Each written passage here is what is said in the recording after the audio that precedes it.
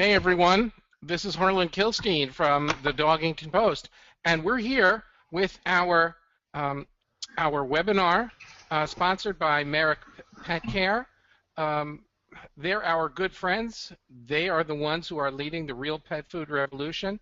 We're going to be hearing a lot about real pet food tonight, and we're going to be speaking to an absolute expert in the area of what is food, what is real food, and what you need to know. So we're going to be jumping in just a moment. I just want to let you know that, first of all, number one, we thank you, and our friends thank you for being here. Number two is we are very lucky today. Our guest today is Anthony Benny. He's the co-founder of Clear Conscious Pet, and he's the creator of holistic and organic pet treats, chews, and food toppers. Anthony began his career in the pet industry as a natural pet food sales manager in 1991. He has published numerous articles in the field of natural canine nutrition and has been guest lecturer at several major university veterinary colleges, including Cornell University, North Carolina State, and the University of Florida. Throughout his career, Anthony has also trained thousands of pet stores to effectively recommend appropriate national pet nutrition to their customers. Anthony has published a number of articles on the Dogington Post and has been very outspoken about not feeding our dogs food or treats imported from China. Today he'll discuss digestion and hydration issues and how we can correct them with a proper diet. Now pay a lot of attention to our speaker today because we're going to be asking you a question based on his presentation. And once we finish the question, the first person to answer it is going to win a free voucher for a 25-pound bag of real Texas beef dry dog food, or for 2 cases of grain-free 96% meat canned recipes. Plus, our good friends at Merrick are going to donate an additional bag and cans in the winner's honor to our friends at National Mill Dog Rescue. So we're so glad that you're here. Remember to look for Merrick, the wet and dry dog food and cat food, nationally at Petco and independent pet specialty stores.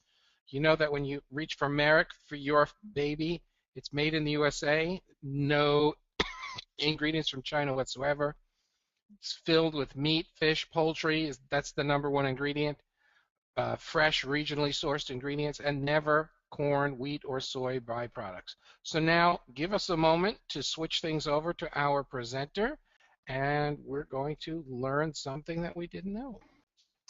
Well, hey everybody, good evening, and first of all, just fair warning that between Brooke and Harlan and I don't think we have one complete voice. It seems like we've all been attacked by something that's trying to seize us from being able to speak out in the industry, right? Maybe it's a sneaky little virus. But anyway, we're going to do our very best to speak clearly, and I hope that you can hear me well. And when we had planned this, well, first of all, I want to just thank Harlan and Brooke and just say how much I enjoy my friendship with the Dogington Post and the great job that you guys do opening up the public to so many new ideas and some of which I agree, some of which I disagree, and I think that's the beauty of it. It's a true forum for ideas, and it's an exciting place to visit. So it's a real privilege to be associated with you folks in any way at all. And secondly, when Brooke and I talked last night about the presentation, it seemed like we were really going to move more in the direction of kind of recapping some more recent developments and some things that are kind of disturbing and trends about this whole issue of the illnesses caused by treats and that are imported from China. And it's, I'm always so reluctant to even name the country. Everyone knows I'm talking about China, but it's so not what I'm about. I'm not a basher. I'm not here to bash people from China. I think that what we need to know is that there's an issue here that we need to understand as best we can to protect our animals, and it's not personal, and it's not xenophobic, and it's not about being down or negative on another culture. What it's about is protecting our animals, and that's my job. And I did some stuff last week in Las Vegas at an event called Supply Side, and when I did a talk there, I started out by saying, I'm here to represent the animals because there's nobody out here speaking for them. And if we keep that in mind, I consider that to be my highest obligation. They've provided the pathway for me to make a living in an industry that I love, and I feel a huge moral obligation to speak for them when others won't. So without further ado, let's jump in here. Clear Conscience Pet is a family-owned American company. We manufacture treats and food toppers. We do not make a daily use food. At this time, I spent a lot of time in that part of the industry, and when I started this company, I really wanted to focus on an area of nutrition that I thought needed a lot of work, and that's the area of treats. And as it turns out, with these new controversies, I'm glad that I jumped in because it's important that we have someone out here paying attention to how this part of the industry works. Obamacare, that's a term that I invented, and that term comes from a concern that I have that I'm seeing a trend that as a response to these issues with the Chinese jerky treats, we seem to be picking up a mentality out there in the public and some of it in the industry as well, that all we need to fix the problems of animal health and safety is a lot more regulation and a lot more government in the pet food and treats industry. And I'm here to say that I'm not quite sure that's the real solution for the problems. And the scariest sentence in the English language to me is, we're the federal government and we're here to help. Let's face it, we have an industry that has an incredible track record. And yes, it's great to point out negatives. News, negative is news and positive is not, right? But if you look at the long history of our industry, dating back, really to the 50s, when the modern pet food industry as we know it became a major factor. The track record of this industry is phenomenally good, and I'm proud to say that because whether it be from the grocery end all the way up to the holistic and high end, there have been very, very few times when animals have been harmed by products that our industry has created. Now, when you look at the Chinese jerky issue specifically, let's dig down into what that's really about.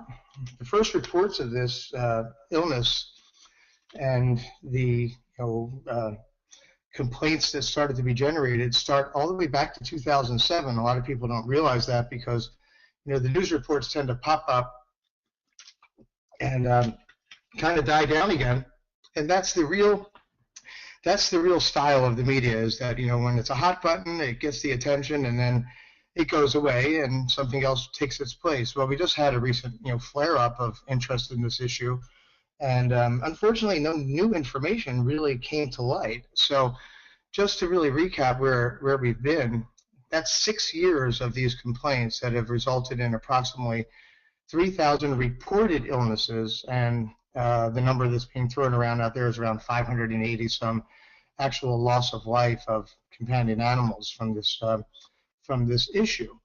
Now, everyone in the government and certainly science as we know it has not been able to determine an exact cause of this. So whenever I write about this, I always use the word alleged. I always say linked to. Because I don't have some kind of super inside knowledge that I can wave a wand and say, I know the real cause. I'm going to give you some theories, though. Unlike some of the commentators out there, I do have some thoughts of things that need to be looked at more closely. But the one common element and the thing that I really want you to take to heart is that, when you look at, a police drama or something and they say, circumstantial evidence and how powerful is that? Well, let's look at it this way. Every single pet that has had these symptoms has been confirmed to have consumed one of these jerky-style treats that was exported from China. So it's not like we have a totally random association here. It's a track record of 6 years of complaints that every single one can be linked back to the consumption of one of these products. So Is that the smoking gun in and of itself? Perhaps not, but it's pretty compelling evidence. And I'll jump real far ahead here because people ask me all the time, what can we do? What can we do? Well, back last week again in Las Vegas, when I was asked that question, I said, you vote with your dollars and you vote with your brain, and you can affect change that way.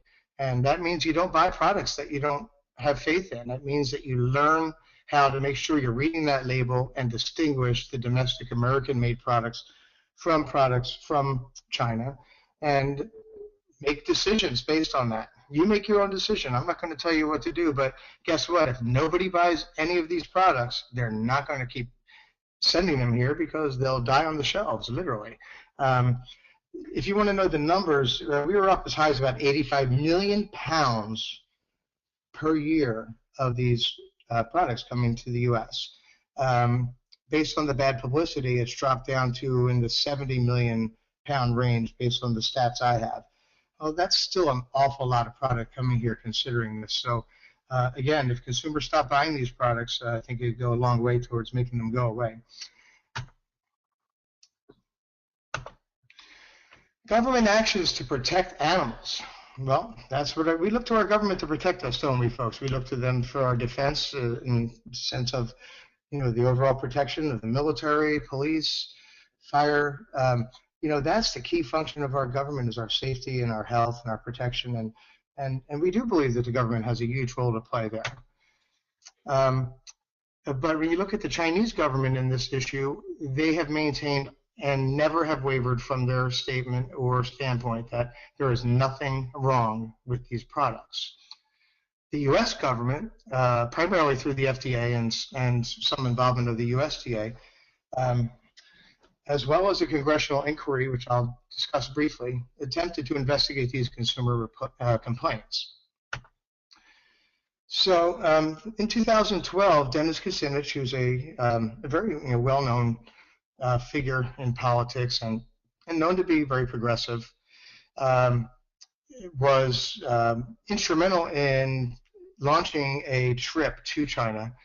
And you can all kind of guess how something like that would go. You're visiting a foreign sovereign country that we have a very dicey relationship with.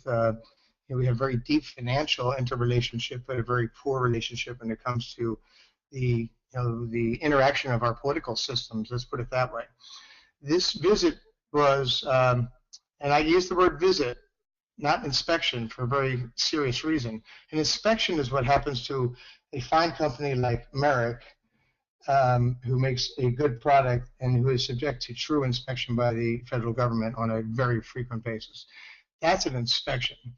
A tour or a visit is what we were allowed to do in China. It's a very guided and very selective event. Nothing like what we would consider an inspection. And beyond the plants themselves, one of my key concerns and one of my key worries about the causation of these things is, it's always going back to the source. When I make my products, I want to know from the literally from the farm to my package where that product came from.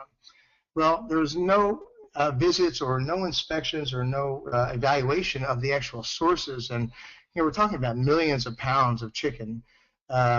There's got to be a lot of facilities that are processing this stuff, and none of them were visited. So knowing how these products are handled would be a huge help, and that was not permitted either. The only finding in these reports that was any kind of a red flag was a falsification of records regarding glycerin, the inventories of glycerin, receiving documents, and it was a very large discrepancy. And in fact, after that happened, it's known that the Chinese plant that got caught with the bad records, that virtually the entire management team was fired. We don't know in China, it could be a lot worse than being fired, but we know that the Chinese government was not happy that they got caught doing this. Kucinich, after he came home, he expected that the FDA would go along with his suggestion to remove the products from the market, and they did not. So he issued a statement blasting the FDA for not taking further action. And that's the last that really became of that. The FDA statement is we can't force removal of a product while it's under investigation. Well, I'd like to ask again, one of the executives at Merrick if they believe that that would be the case here in the U.S. I think that very often we're considered guilty until proven innocent here, yet for some reason an imported product is treated with kid gloves. It just doesn't make sense to me, and I bet it doesn't make sense to others either. Now, when it comes to the American industry, where do we fit into this picture? Nowhere. There's not one American-made treat of any type that's been implicated in what I sometimes call the mystery disease syndrome. I do have an article that I'm going to give you folks a link to, and it gets into some detail on these things. But yes, the American pet food industry, I don't want you to think that I'm just waving the flag literally and saying that we're perfect.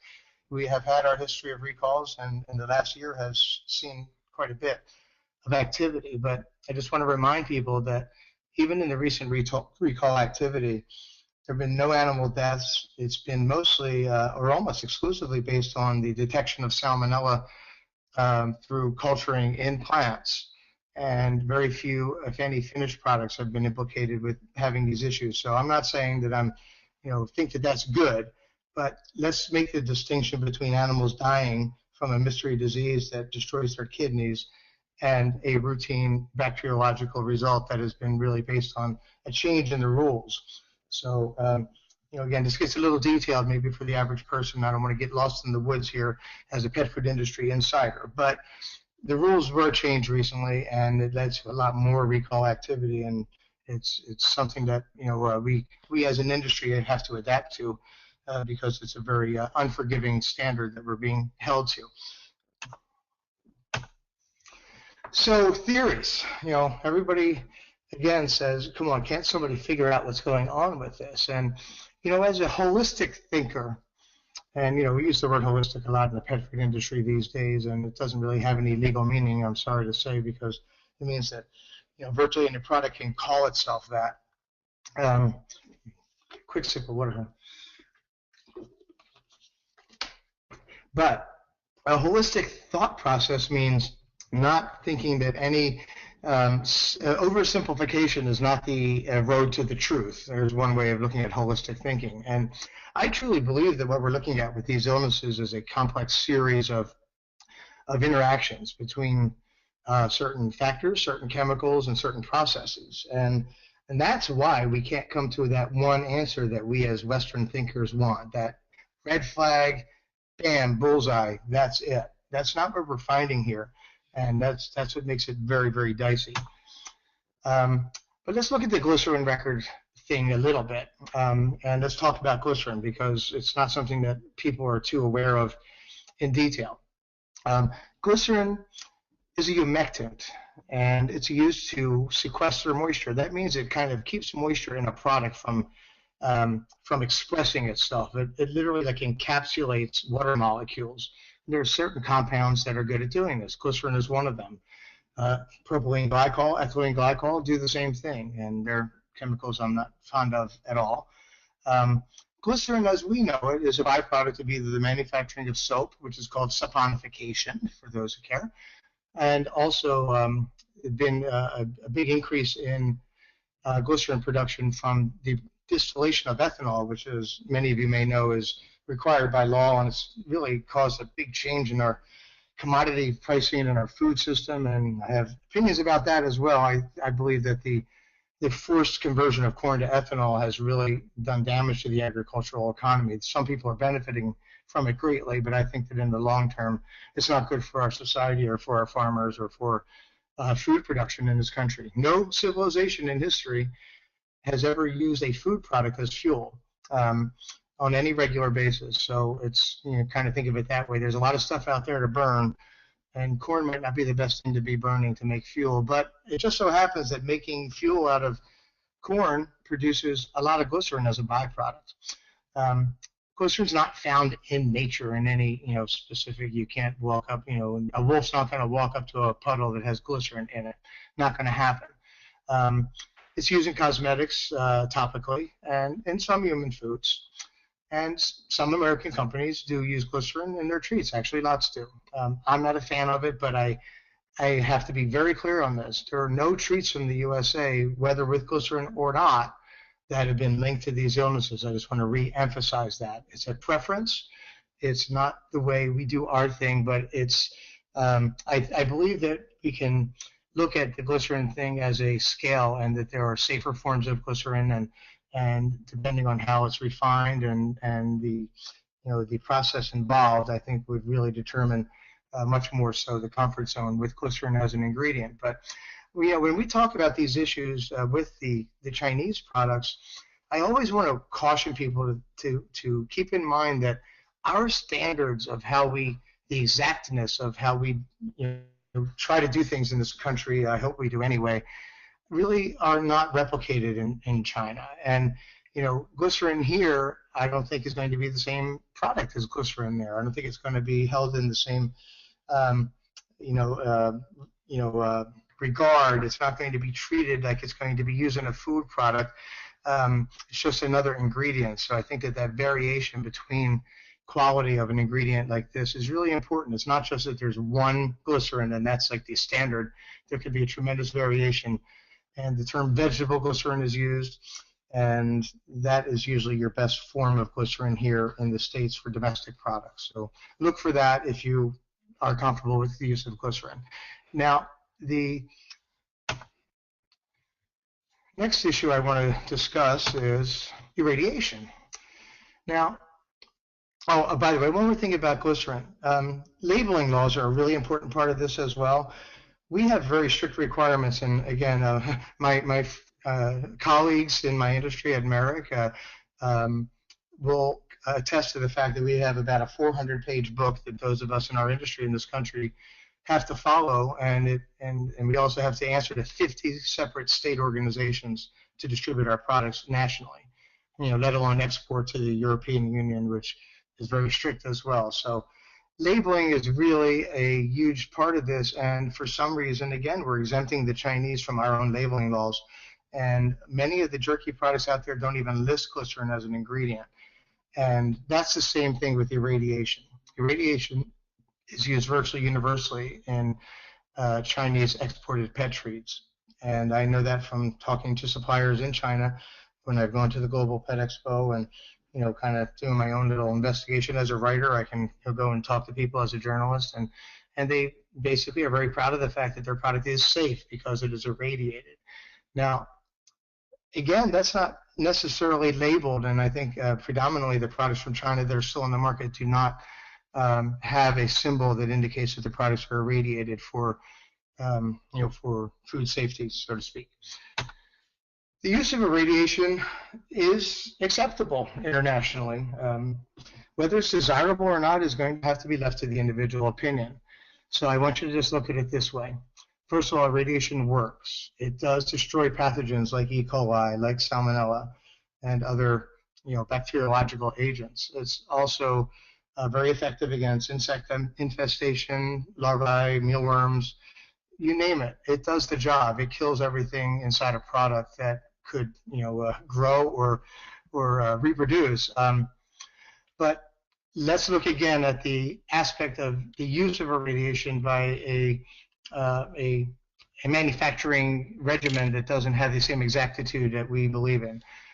I think that that's where I get concerned, because can we assume that China is deploying irradiation technology with the ultimate precision that I would demand if I was going to give a product to my animal that was irradiated or eat it myself? I'm not going to answer the question. I want you to ask it to yourself. Are they using the proper isotopes? Radiation could be generated by a lot of different elements, such as radium, such as strontium, such as plutonium, and for crying out loud. So I just don't really have the confidence, and I'm sorry to say, I just don't have the confidence that the irradiation regimen that's used in China is one that, especially used in an animal food, I don't believe that the culture of China holds their animals, and this is not an individual thing. There are people there who love their animals as much or more than we do.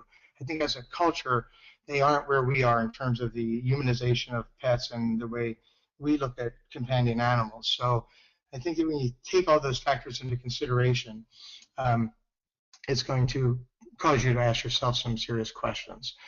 To my knowledge, our knowledge, no studies have been done to determine the effect of irradiation combined with glycerin. And glycerin is an interesting compound, and irradiation affects the molecular structure of foods and of chemicals. So I really would like to see an investigation of that specific combination, because there's a lot of glycerin being used in the products, some as high as 15% pre-cooked, which means in the finished products you could be looking at 25 to 30% glycerin based on the analyses that I've seen. So you're not talking about an inconsequential tiny trace element with the glycerin, and now you're irradiating it. So could that have something to do with this? I'm here to say that I want it looked at. I don't think that we should leave any stone unturned in this issue. Here's a little chart that I put together, and it's it's food for thought. It's a combination of the symptoms of these illnesses and, unfortunately, the actual deaths that have been caused by these treats, and the symptoms of radiation disease.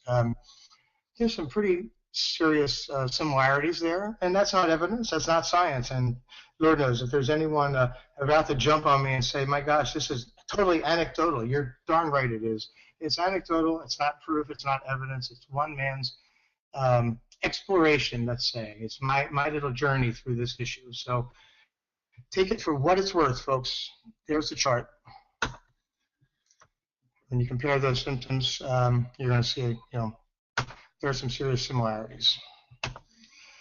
Now let's go back to the issue of our FDA, and now we've decided that our FDA is not feeling like they have the ability to stop these products. However, it seems like our Food and Drug Administration has decided to jump in with both feet into the field of pet nutrition. They want to be in my field now. It's like, gosh, I don't need that competition. This little box on here is actually a direct snapshot out of the FDA report from mid-October, which was the update on the jerky illnesses. And in this this little statement is kind of it looks pretty innocent at first, but if you really look at it, treats are a treat. They're not a necessary part of a fully balanced diet, so eliminating them will not harm pets. All the nutrients your pet needs can be found in commercially produced pet food. Okay, well, that statement is kind of like, okay, this was in a document that's talking about animals being sickened and killed by eating treats from one place. To cast the entire treat industry into this paragraph is I think it's horrifying. When I read it, I was blown away. It literally practically knocked me off my feet. I mean, this is what I do for a living, for one thing, but there's a lot more of me, a lot more out there in this industry. I'm tiny little speck here. It's a huge industry with a lot of jobs and a lot of people's livelihoods relying on it. And to make a statement like this is, I think, beyond irresponsible. I think it's abusive. Is it true? Well, if a fully balanced diet, in one person's opinion, is one meal a day of dry pet food, and they don't think that an animal should ever get any other nutrients, and once a day at 7 o'clock p.m., and that's the end of the story. Well, then, if an animal's been raised that way, I'm sure that they'll do okay.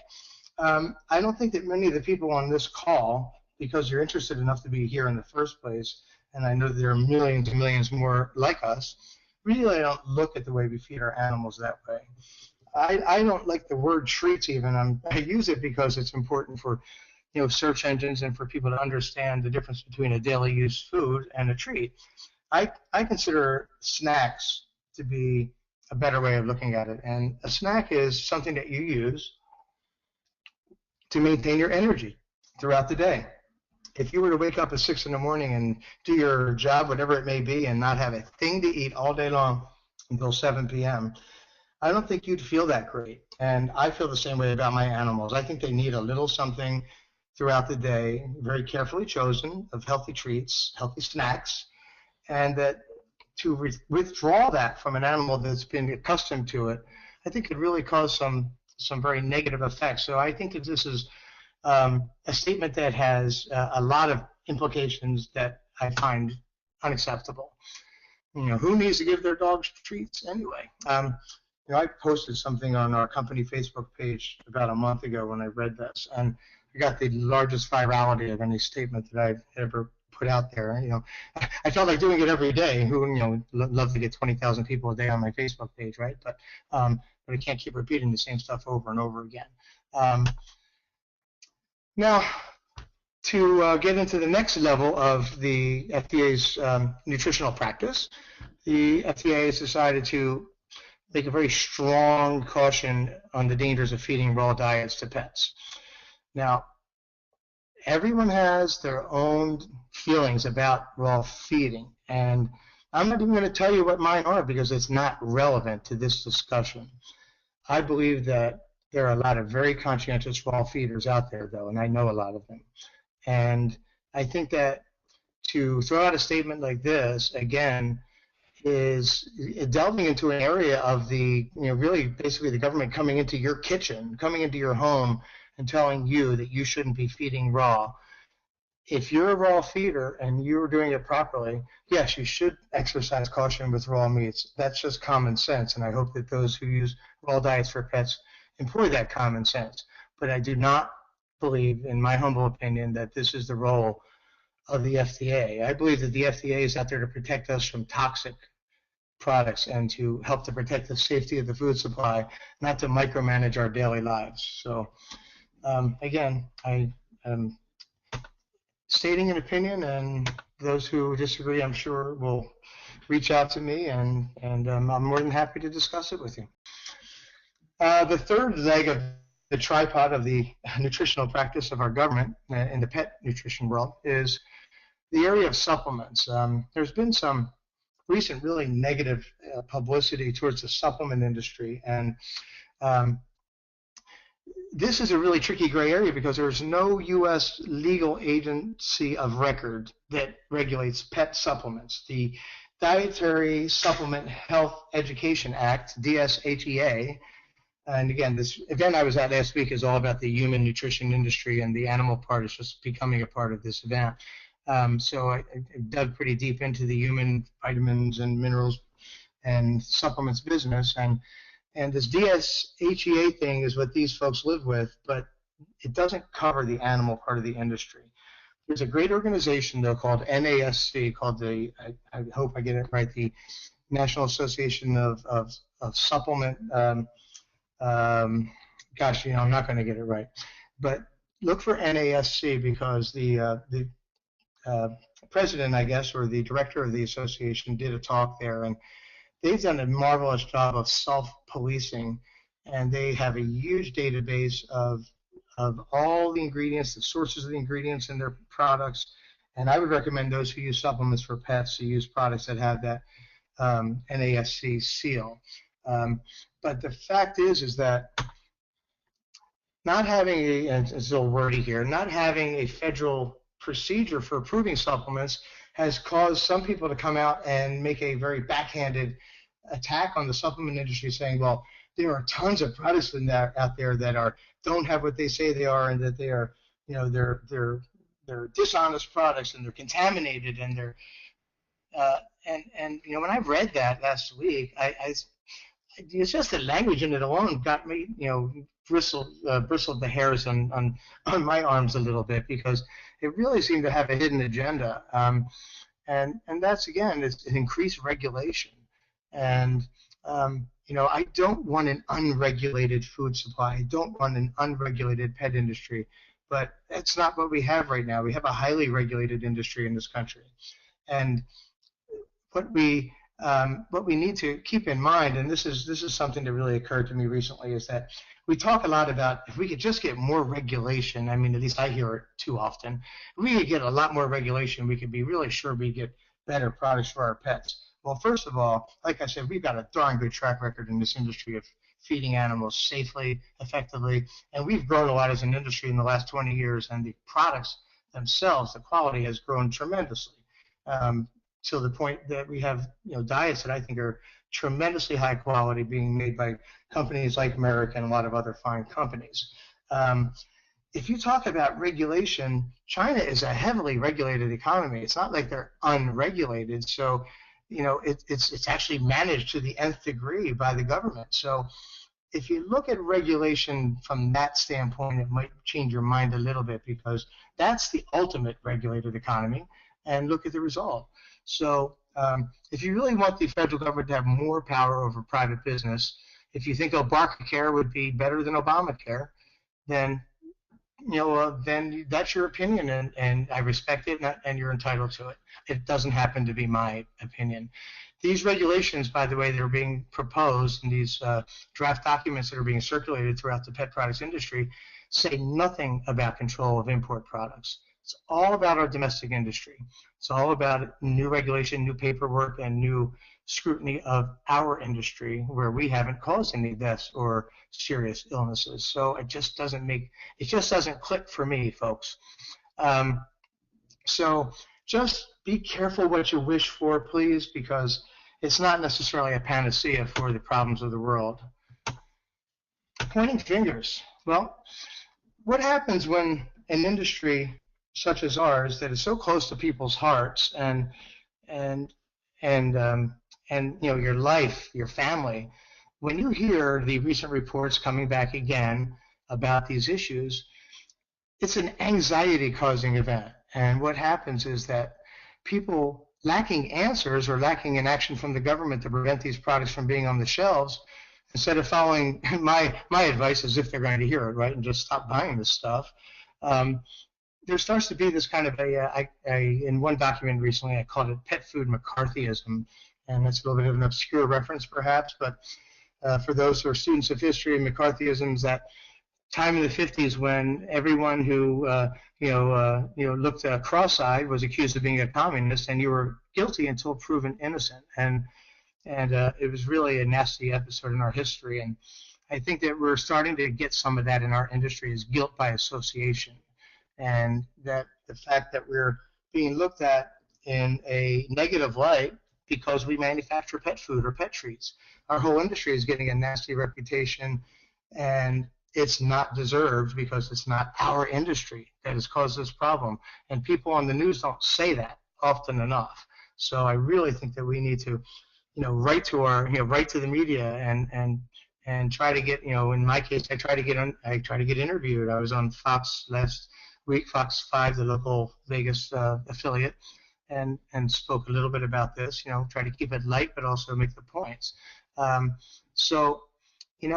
Let's just make sure that when fingers are being pointed and people start to say things like, well, I won't buy any product that says Jerky, even if it's made in the U.S. My company, Clear Conscience Pet, we don't make a product called Jerky specifically. We have a great tender meat treat called Sliders, but I will defend any American company that makes a clean chicken jerky, because I know that it's going to be, presumably a good, wholesome, healthy product. And if it's not, it should be taken off the market, just like any other product that is questionable, as opposed to these Chinese products that haven't been taken off the market. So, when you start to get this kind of finger pointing and the guilt by association, we start to see our own industry under attack. And again, that opens up the door for this mentality that more regulation is going to be the answer. Okay, so actually got a question emailed by Jean, who's very, very happy and says, terrific talk. I found in calling and writing that many pet food companies source their vitamins and minerals from China. In fact, so far I've only found 4. I'm not sure what she means, 4 that don't. Everything you are talking about reflects much of my thinking on using anything for my pets that comes from China. I really believe that any food product should be required to label the source of origin. Do you agree with her? Well, I absolutely do, and thank you for your comments, Gene. I know that there is a loophole, and I didn't bring it up in this talk. You can get to so many points where you just get lost in the weeds, but it confuses people to hear that there are no requirements that ingredients from overseas need to be specified on the label of an American-made product. And that can really get into again, into a dicey area because if I get carrots, and I'm not talking about myself, if one gets carrots from the Netherlands and spinach from the United States and tomato from Canada, should the label say all those things on it? It could kind of get a little crazy after a while. And I believe that transparency, and it's what Clear Contents is all about. It's what my company is dedicated to. Transparency and honesty from company to consumer is the wave of the future. I believe that if we all take that attitude to heart and answer questions when they're asked and answer them frankly, I don't know if every label needs to have every ingredient origin, because there are good ingredients from other places. I tend to use mostly all USA stuff and Canadian. That's basically it for me. But I'm not going to condemn a company for using, broccoli from Italy, for crying out loud. That's not what this is about. However, because of the issues with China specifically, and because of China's unwillingness to, I believe, cooperate properly with our investigations or take some ownership of this, I believe that, one of the things is that, I've just spoken against over-regulation of our industry, and I was a little concerned, even though, I tend to be a straight shooter and not really afraid to speak my mind. But I don't want people to think that means I don't believe that we need regulation and oversight of industry and food production to some extent. What I do believe is that instead of having a scattershot approach where we will condemn an entire industry for a very isolated, although very, very tragic and serious event, I think that to make rules that are overarching based on a limited event is poor logic and poor thinking. I think that we should have specific sanctions. Boy, that's a really loaded word in the political and international relations world, but I think that we should have some kind of a direct response to China about this issue and say that here is what we are requiring for you to continue to export pet products to the United States. And we should direct it to where the problem exists. And if that means any ingredient from China, for the time being, should be labeled, I would be all for that, Gene, and I would be a cheerleader for that idea. I believe that if we look at the source of the problem and say we're not going to accept your vitamins and minerals into our foods because or we will accept them, but they will have to be labeled as well. And if we make it so that every ingredient from China has to get labeled specifically and have like a 2-year sunset law that says from now until 2 years from now, until we get any closer to figuring this out, we're going to require that you label your irradiation, you label every ingredient in your products, and that you also any ingredients that you sell to the United States, that you tell us where they're going, and that the manufacturers voluntarily or by law agree to list that on this label, because I don't believe that China has responded properly to these concerns. Okay. Well, we are back here, and we are ready now to go ahead and ask our question, and let's see who's been listening. So I'm going to ask the question, and the winner gets a free voucher for the 25-pound bag of Merrick's Real Texas Beef, new grain dog food, or 2 cases of the canned. So, and they'll also donate a bag and cans in your name to National Mill Dog Rescue. We are now ready for the question, and here they are. Type in the answer. First one to type it in is the winner, and that is, what are the 2 reasons Anthony thinks might contribute to the Chinese jerky issue? Type them in. Okay, and the first person to type in both of them is Deborah Smith, who types in glycerin and radiation. So that's fantastic, Deborah. Deborah, if you'll shoot us an email at info@dogingtonpost.com, we'll make sure that our friends at Merrick get a voucher out to you. So that's fantastic. Folks, you guys are really sharp. The answers shows you've been paying attention. We will be back soon with our another episode in our series of the Merrick Dogington Post University. You guys really learned stuff, and we want to thank Anthony today for his presentation, and we look forward to seeing all of you on our site, on our Facebook page, and following Merrick on Twitter at Merrick Pet Care, or on Facebook at facebook.com Merrick Pet Care. So, folks, thanks for joining us, and we will have all the replays up for you on our site when the series is over. Thanks, Brooke in the background, who put this together, and Brandy, who's there. Everybody have a terrific day. Bye, everybody. Thanks, guys.